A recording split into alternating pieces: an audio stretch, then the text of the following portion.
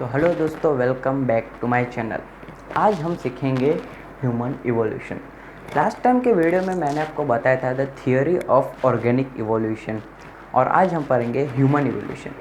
ये जो थियोरी है ह्यूमन इवोल्यूशन, ये हमें ऐसे बताता है कि जो आपने तो सुना रहेगा कि लोग कहते हैं हमारे पूर्वज बंदर है, तो वो जो मंकी से ह्यूमन का ट्रैवल ये सिखाता है हमें ये theory human evolution.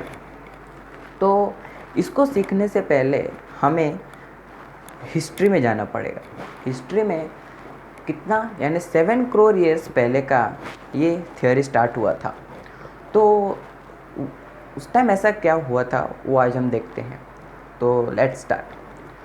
7 crore years पहले कुछ क्रीचर्स थे, मंकी जैसे दिखते थे, वो इवॉल्व हुए थे। अभी इवोल्यूशन का मैंने आपको मतलब समझाया था कि जो एक स्मॉल चेंज होता है, स्मॉल और स्लो चेंज, यानी जो अपने बॉडी में एकदम स्लो चेंज होता है और वो एकदम माइन्यूट चेंज होता है एकदम हंड्रेड्स एंड जनरेशन्स के बाद, तो वो इवोल्यूशन है।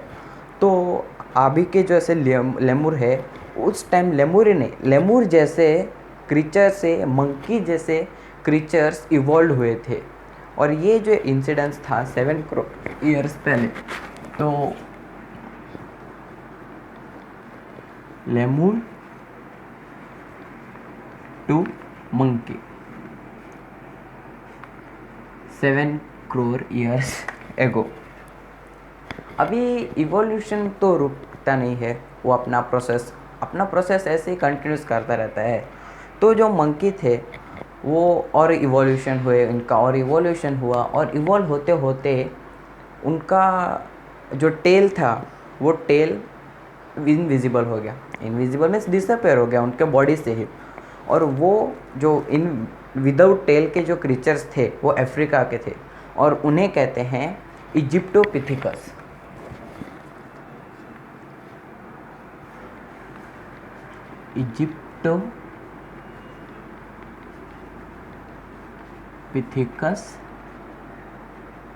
और इनका इवोल्यूशन 4 करोड़ ईयर्स पहले हुआ था। यानी 7 to 4 यानी ये 3 करोड़ ईयर्स का गैप सिर्फ टेल हटाने में गया। तो आप इससे अंदाज़ा लगा सकते हैं कि इवोल्यूशन कितना स्लो होता है। फिर इनका इवोल्यूशन और बढ़ते गया, और फिर इन्होंने एप जैसा स्ट्रक्चर लिया। अभी एप मतलब ही मंकी होता है, लेकिन उनमें एक माइन्यूट डिफरेंस ये होता है कि जो मंकी होते हैं उनका टेल होता है और एप्स का टेल नहीं होता। तो जो इजिप्टोपिथिकस थे वो एप लाइक स्ट्रक्चर में हुए। तो एप लाइक स्ट्रक्चर्स को कहते हैं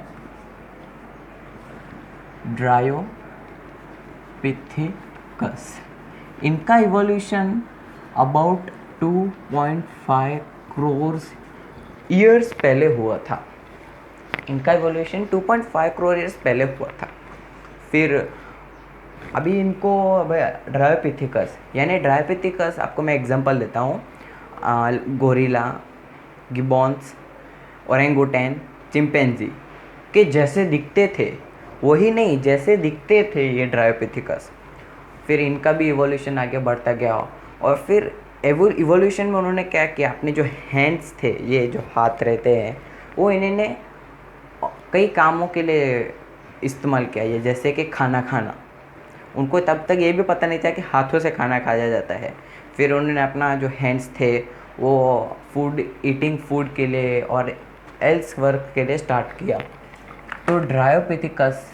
फिर इसके आगे हुए रमापिथिकस जिसको एक्चुअल ह्यूमन माना जाता है। तो रमापिथिकस 1 करोड़ ईयर्स। तो 2.5 करोड़ से 1 करोड़ ईयर्स, यानी 50 लाख का जो ईयर गैप, 50 लाख नहीं 1.5 लाख का गैप है, वो उन्होंने अपना जो हैंड्स है वो और कामों के लिए यूज़ किया। फिर इससे वाइज बढ़ा है, विजडम बढ़ा है ह्यूमंस का। हैंड्स यूज़ किए, अभी विजडम, अभी मंकी से धीरे धीरे हम ह्यूमंस की ओर जा रहे हैं, तो ह्यूमंस का क्वालिटी आ रहा है।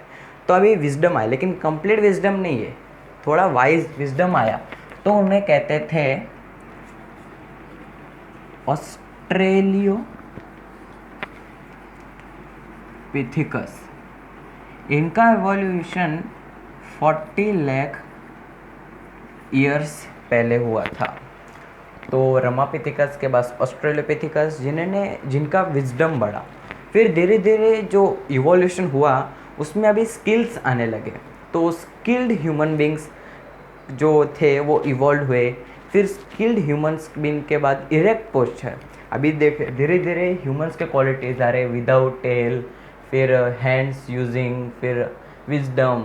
तो अभी धीरे धीरे स्किल्स आए। अभी स्किल्स कितना, तो स्किल्ड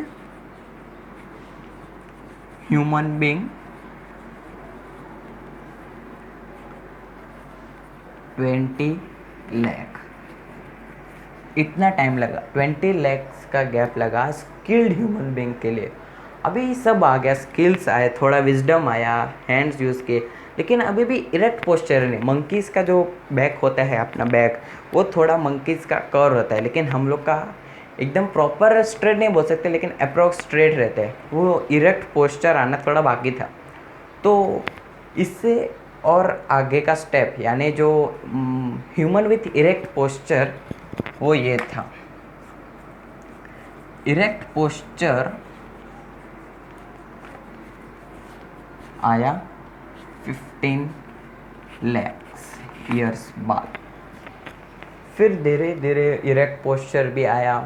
फिर इसके आगे निएंडरथल मैन है। निएंडरथल मैन, जिसको हम लोग वाइज मैन कहते थे। ऑस्ट्रेलोपिथिकस में जो विजडम मिला था उससे कई ज़्यादा निएंडरथल मैन में था, वाइज विजडम बढ़ा। मैंने आपको वहाँ कहा था कि विजडम है लेकिन इनकम्प्लीट। फिर निएंडरथल मैन में विजडम कंप्लीट हुआ। फिर इसके आगे आगे और उसका बड़ा इवोल्यूशन हुआ। फिर इवोल्यूशन में अभी ब्रेन का साइज, हम लोग को हैंड्स यूजिंग मिल गया, फिर इरेक्ट पोस्चर मिला, स्किल्स मिला, लेकिन फिर आगे अभी भी ब्रेन का साइज इनकम्प्लीट था। फिर जो क्रो-मैग्नन मैन थे, जिनका इवोल्यूशन 50,000 पहले हुआ था, उनको फिर 50,000 पहले उनका जो ब्रेन का साइज था वो डेवलप्ड हुआ। अभी जो हम लोग का ब्रेन का साइज है वो इनफ है, इसके आगे अगर नहीं चाहिए तो भी नहीं रहेगा तो भी चलेगा। तो ये जो सफिशिएंट डेवलपमेंट ऑफ ब्रेन है वो इवॉल्व हुआ था 50,000 ईयर्स पहले, क्रो-मैग्नन मैन, जिसको हम लोग होमोसेपियंस के क्लास में भी होमोसेपियन के क्लास में डिवाइड करते हैं। फिर धीरे धीरे और ह्यूमंस का क्रिएटिव बढ़ा। फिर उनका राइटिंग स्किल आया 5,000 ईयर्स पहले। फिर साइंस का डेवलपमेंट हुआ 400 ईयर्स पहले, इंडस्ट्रियलाइजेशन 200 ईयर्स पहले। तो ऐसे करते करते ह्यूमंस ने अपना और नेचर का डेवलपमेंट किया। और अभी ये जो जितने भी मैंने नाम लिए, skilled human being, erect posture, Australopithecus, Dryopithecus, इन सब के फॉसिल साइंटिस्ट के पास अवेलेबल है। और ये साइंटिस्ट इन फॉसिल्स के मदद से इनका ये एज निकाल पाए। अगर फॉसिल्स नहीं रहते तो एज निकालना इम्पॉसिबल था। अगर आपको ये वीडियो इन्फॉर्मेटिव लगा तो प्लीज़ इसे शेयर, लाइक और सब्सक्राइब कीजिएगा। और हाँ, अगर इसके पहले का part the theory of organic evolution अगर आपने नहीं देखा है तो मैंने उसका लिंक भी डिस्क्रिप्शन में